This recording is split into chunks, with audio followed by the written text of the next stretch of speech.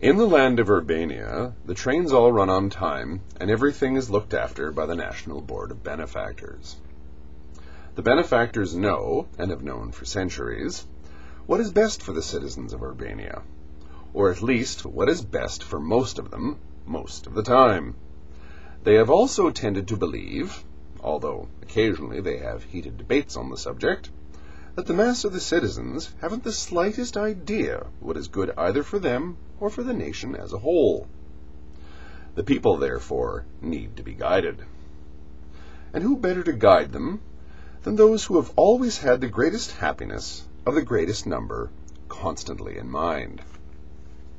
Everything, so the benefactors tell everyone who will listen, is a matter of education and social progress.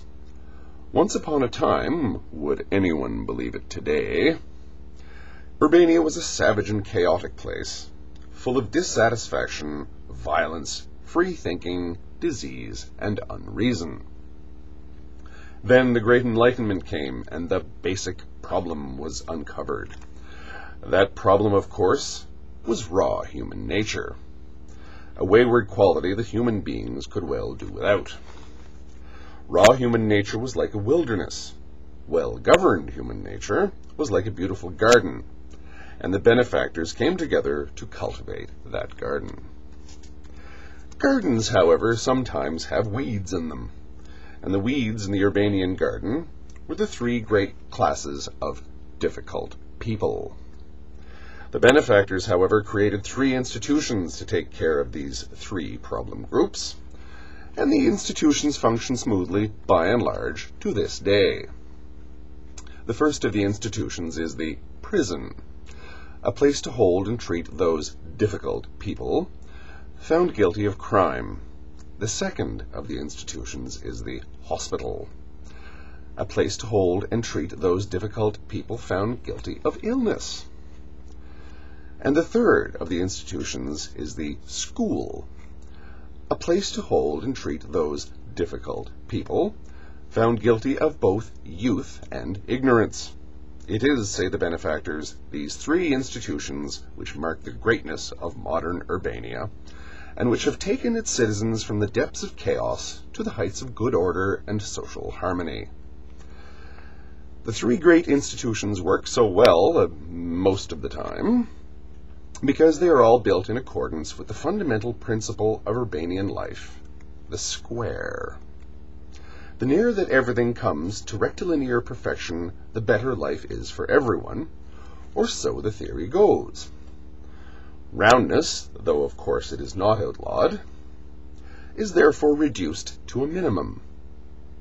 Thus, the three institutions in the various realizations throughout the land tend, like so much else in Urbania, to be oblong, the squares of cell and classroom, ward and wardrobe, the rectangles of doors, windows, corridors, vestibules, stairways, elevators, tables, desks, cupboards, lockers, and boxes.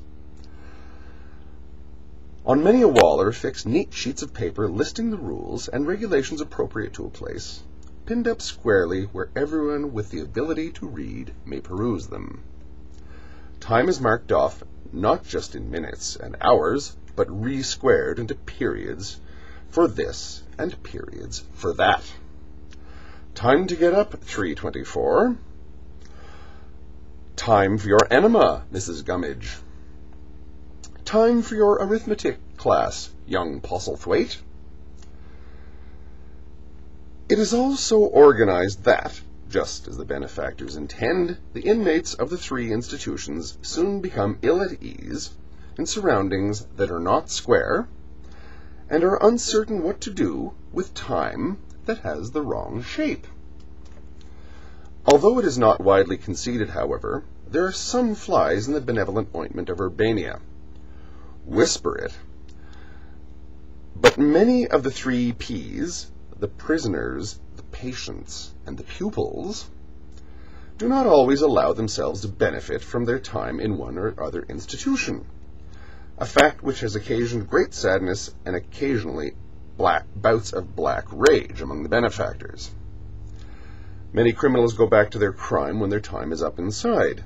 Many patients stubbornly remain ill and even elect to die, both inside and outside their clinics.